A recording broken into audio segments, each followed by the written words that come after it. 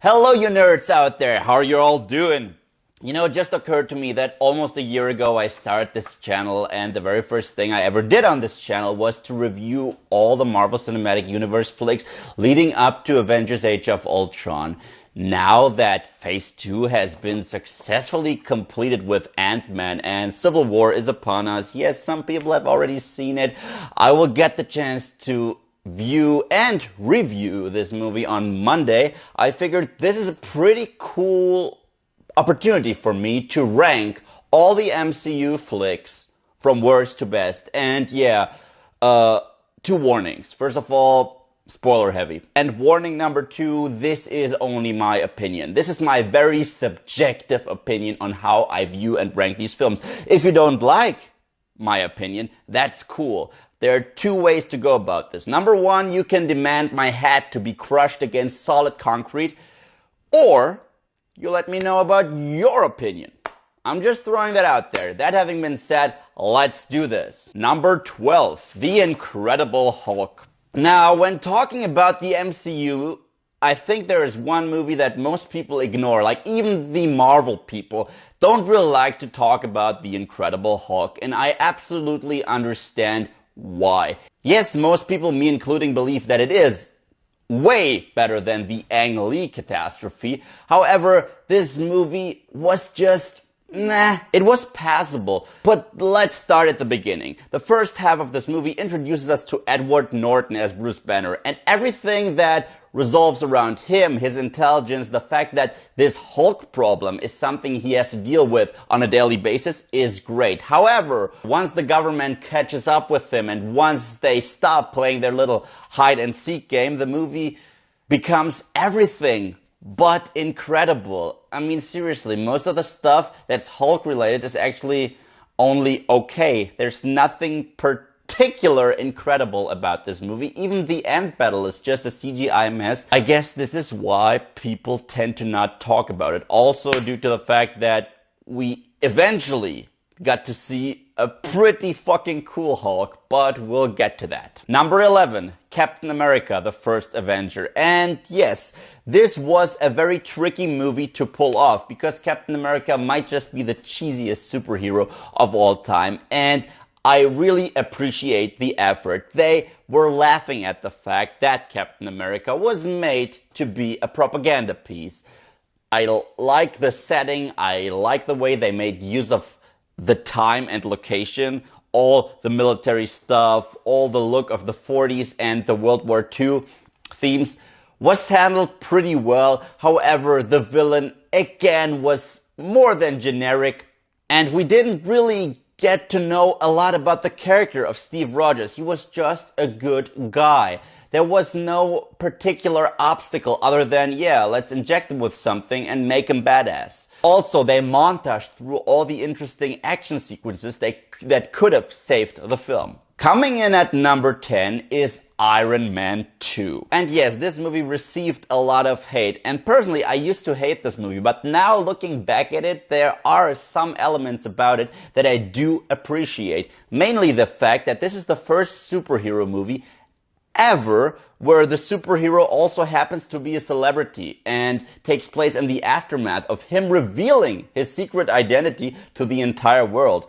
So all the problems that Tony Stark faces in this movie are public and everyone gets involved. However, this movie suffers from an over-convoluted plot. It's supposed to be a forced Avengers prequel.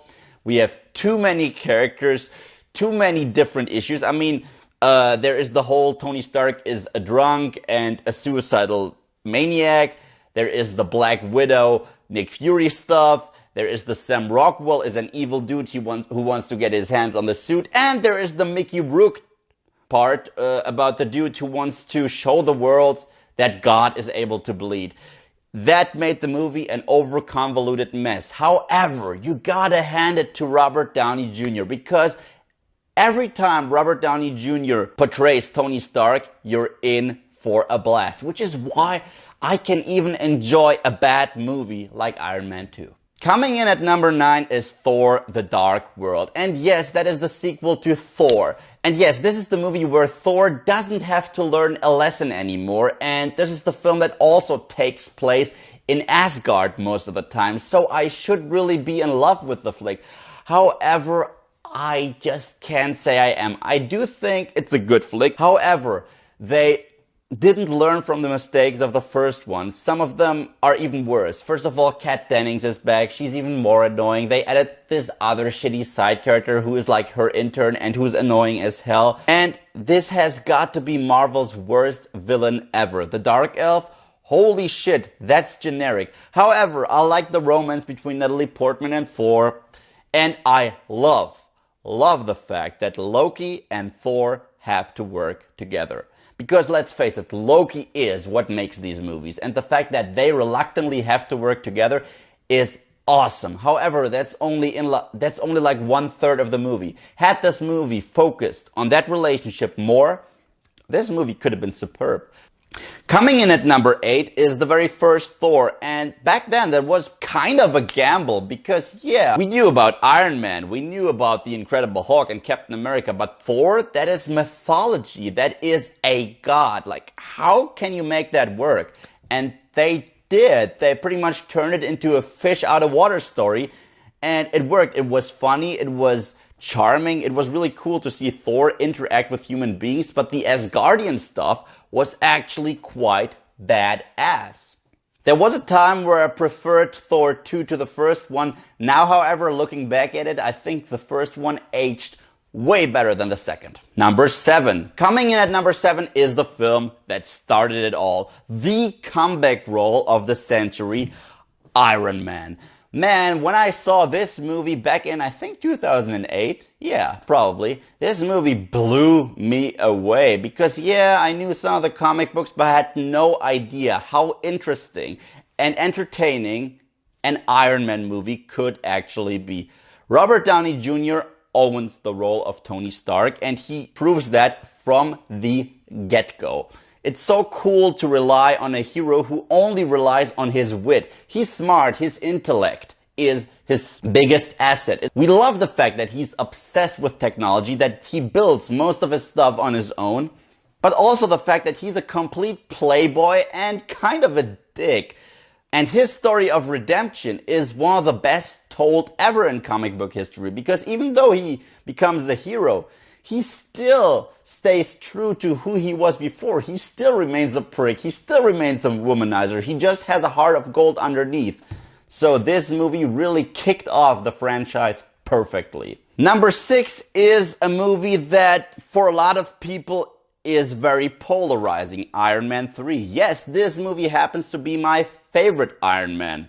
Why? Because I believe that this movie got just the right amount of balance. They really knew how to effectively utilize the potential of the Iron Man action, integrate it into a pretty cool plot, and also focus on the character of Tony Stark and what he's going through after the events of the Avengers. So yes, to me it is story-wise the best Iron Man. And yes, I'm also pissed about the Mandarin thing. It would have been cooler to have the badass Mandarin that we all wanted to see and we didn't get. However, it did not compromise the experience for me.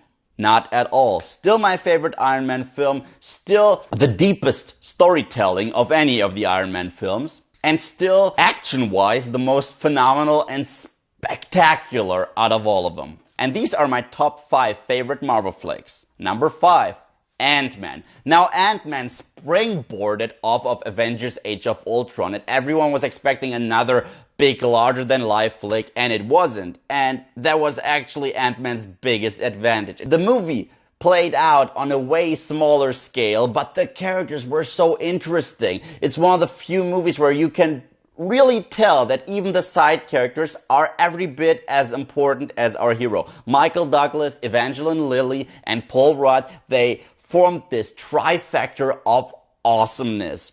The story was kind of similar to the first Iron Man special suit. The villain also creates a special suit and then they fight. However, the way they pulled it off, the way they utilized all the possibilities of this amazing technology, mixed in the humor and gave all the characters just the right amount of screen time made this movie way better than it should have been. And coming in at number 4 is Avengers Age of Ultron. Now, when this movie was first announced, people were like, how are they going to top the Avengers? And most people thought that this movie didn't pull it off. In my humble opinion, in some aspects it did, because this movie is more intimate. We do learn a lot more about these characters. There is this beautiful romance between Black Widow and the Hulk. We learn more about Hawkeye. We have the antics of Scarlet Witch and Vision, who are very well realized. And even Ultron is an above average villain in the MCU, which really has a problem with good villains.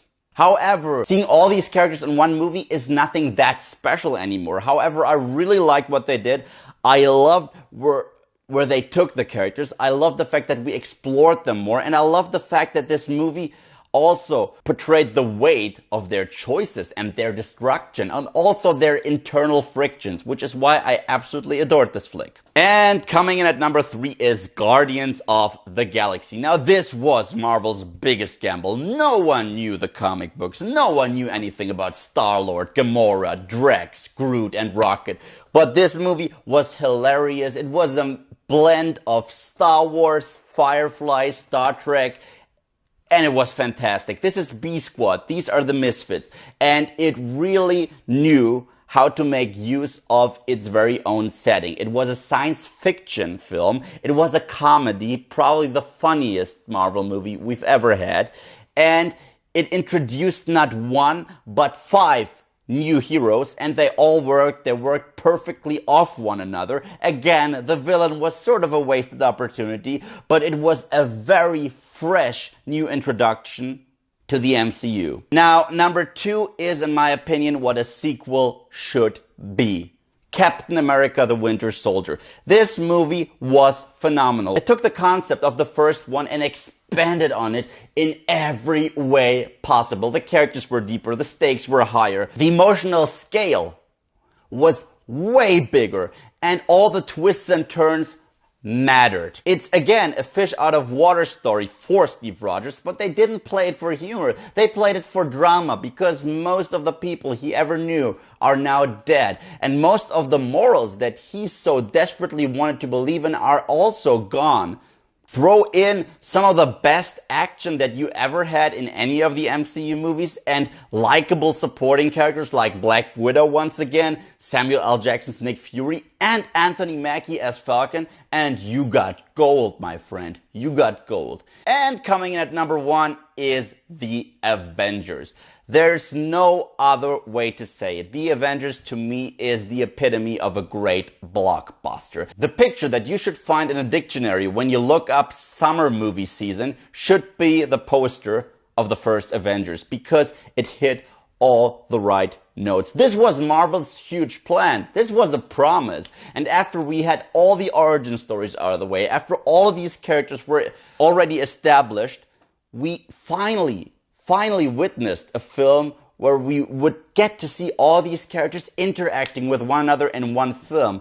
And it was phenomenal. The first half of this movie is just them working off one another, and they're so interesting that it's not boring whatsoever. And yes, we do get a badass action sequence in the finale, no doubt, but what made it so interesting are these characters, are the way they talk to one another, are the way they collide with one another, and the way they reluctantly learn, like, yeah, we do have to work together. This movie was so phenomenal. I think I watched it like 5 times in the movie theater. I watched it with my friends, I watched it with my then girlfriend, I watched it with my mom.